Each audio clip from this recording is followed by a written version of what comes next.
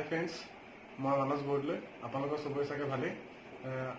আপোনালোকে থাম্বনেলটো দেখিছে ভিডিঅ'টো মই কি ক'বলৈ বিচাৰিছো আৰু মই ভিডিঅ'টো বনোৱাৰ কাৰণ হৈছে আপোনাৰ মোক বহুতে প্ৰশ্ন কৰি থাকে যে দাদা মোক দহজনে খাবলৈ এৰি দিছে নোখোৱা হৈ গৈছেগৈ সো হেতু মই আপোনালোকক প্ৰথমতে কওঁ যে এই ভিডিঅ'টো সম্পূৰ্ণ চাব লাষ্টলৈকে চাব আপোনালোকক মই কি ক'বলৈ বিচাৰিছো যদি আপোনালোকে অলপমান চাই পেলাই কাটি দিয়ে তেন্তে একো বুজি নাপাব লাষ্টলৈকে চাব লাগিব তাৰপিছত আপোনালোকে কিছুমানে মোৰ ভিডিঅ'টো লাষ্টলৈকে নাচায় তাৰপিছত কয় যে দাদা মই অলপমান এনেকুৱা কৰিছিলোঁ গোটেইখিনি কাম নহ'লে বা প্ৰমাণখিনি পোৱা নাইকিয়া সেইকাৰণে মই ক'লোঁ যে আপোনালোকে গোটেইখিনি ভিডিঅ'টো চাব তাৰপিছতহে এক্সপ্লেইনটো কৰিবলৈ যাব আপোনালোকে চ' ঠিক আছে আমি তেন্তে ভিডিঅ'টো আৰম্ভ কৰিব লৈছোঁ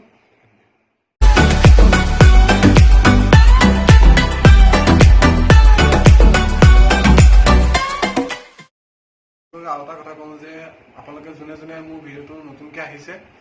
তেখেতলোকে ছাবস্ক্ৰাইব কৰি ল'ব আৰু লগতে যে আপোনালোকে যোনে যোনে আগৰ মোৰ মানে ভিডিঅ'টো ছাবস্ক্ৰাইব কৰা আছে তেখেতলোকে টিলিঙাটো কাষত থকা টিলিঙাটো আপোনালোকে দবাই দিব তেতিয়া আপোনালোকৰ প্ৰথমে আপোনালোকৰ তালৈ নটিফিকেশ্যন যাবগৈ তেতিয়া মোৰ ভিডিঅ'খিনি চাই থাকিব পাৰিব আৰু আপোনালোকক মই কওঁ যে আপোনালোকক বহুত আমাৰ দেখিবলৈ পাইছোঁ যে আমাৰ লগৰবিলাকে বা আমাৰ যে চিনিয়ৰ বা সৰু ল'ৰা ছোৱালীবিলাকেও ডগছ পুহিবলৈ লৈছে এতিয়া কিন্তু ডগছৰ বিষয়ে ইমান নাজানে চ' মই ডগছৰ বিষয়ে দিওঁ আৰু মানে কি হৈছে নাজানে কাৰণে মানে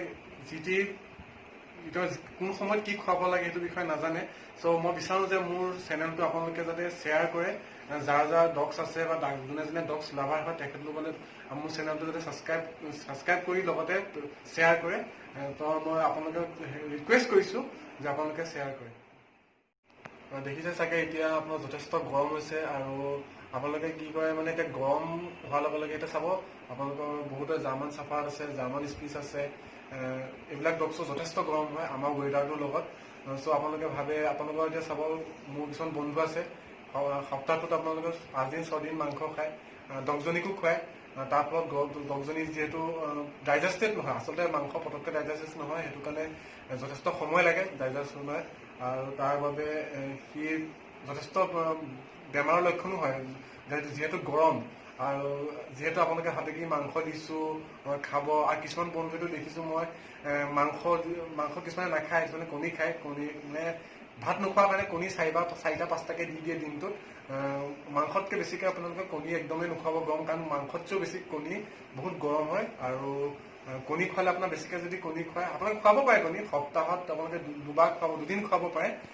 কিন্তু আপোনালোকে যদি বেছিকৈ খুৱায় বেমাৰ হোৱা যথেষ্ট দেখা যায় চ' মই এইটোকে ক'ম যে আপোনালোকে লিমিটত খুৱাব লাগে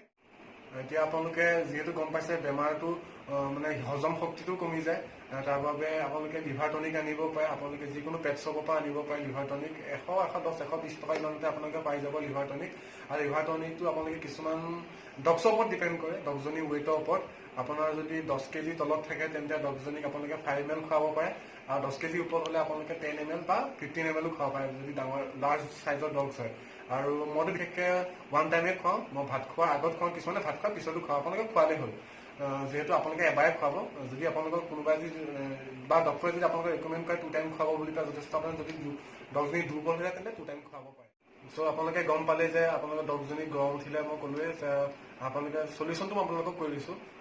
লিভাৰ টনিকটোতো খুৱাবই মেইন এইটো আপোনাৰ 1 নম্বৰ লিভাৰ টনিকটোৱে আৰু আপোনালোকে গৰম যিহেতু বাঢ়িব আপোনাৰ ডেইলি চাউল ভাত খুৱাব পাৰে বহুতে আপোনালোকে ডগছ ফুড খুৱায় যাৰ যি খুৱাব পাৰে ডগছ ফুডৰ ফালে আপুনি যদি ভাত খোৱা ভাতটো যথেষ্ট ঠাণ্ডা হয় ডাইজেষ্টেড পটককৈ হয় ভাত হোৱা ডগছ ফুডটো মিক্স কৰি দিলে তাৰ লগতে চিকেন এইবিলাক দিব দৰকাৰ নাই যিহেতু গৰম এতিয়া আহিছে আৰু গৰম পৰিবহে আজি দেখিছে আপোনালোকে যথেষ্ট গৰম পৰিছে চ' মই ক'ম যে আপোনালোকে দৈটো দিব ভাতৰ লগত দৈ মিক্স কৰি দৈ যদি ডেইলি দিব পাৰে যথেষ্ট ভাল দৈটো বহুত ঠাণ্ডা হয় যিহেতু আমি জানোৱে দৈ খায়ে থাকোঁ দৈ খোৱাটো বহুত ভাল আৰু ডাইজেষ্টেডো বহুত ভাল হয় আপোনালোকে মই পৰাপক্ষত ক'ম যে আপোনালোকে দৈ দিব গাখীৰ নিদিব কিন্তু আকৌ ক'ম দৈ দিব আৰু দৈ দিলে দৈ আপোনালোকে যদি ডেইলি ৰাতি দৈ বিশেষকৈ ৰাতি নিদিব দিনতে দিব 2 টাইম খানা দিয়ে বা 3 টাইম খানা দিয়ে দিনতে দিব আৰু আপোনালোকৰ ডগজনী যিহেতু ইমান দিনে মানে খোৱাটো বেয়া হৈ গৈছিলে আপোনালোকে মই আজি ভিডিঅ'টো বনাইছোঁ হয়তো কিছুমান বন্ধুৰ আগৰ পৰা হৈ থাকিব পাৰে তেনেকুৱা চ' সেইটো কাৰণে ক'ম যে আপোনালোকৰ ওচৰৰ ক্লিনিকৰ পৰা এটা কেলচিয়াম টেবলেট লৈ আহিব বা লিকুইডো লৈ আহিব পাৰে কেলচিয়াম দি দিব যিখিনি মানে সি সি তাৰ মানে যিখিনি প্ৰটিন লাগে সেই কেলছিয়ামে দিব আৰু আপোনালোকে কেলছিয়াম ভাতৰ লগতো কেলছিয়ামটো মিক্স কৰি দিব পাৰে তাৰ যিখিনি যাৱতীয় দৰকাৰী মানে লাগে প্ৰটিন সেইখিনি সি মানে কেলছিয়ামটো যোগাৰ ধৰিব চ' এইটোকে ক'ব বিচাৰোঁ আৰু আপোনালোকৰ যে ভিডিঅ'টো লাষ্টলৈকে চালে তাৰ বাবে মই নিশ্চয় আপোনালোকক ধন্যবাদ জনাইছোঁ আৰু আপোনালোকে ভিডিঅ'টো লাইক এণ্ড শ্বেয়াৰ ছাবস্ক্ৰাইব কৰিব ঠিক আছে আপোনালোকে আজিলৈ বিদায় লৈছোঁ নমস্কাৰ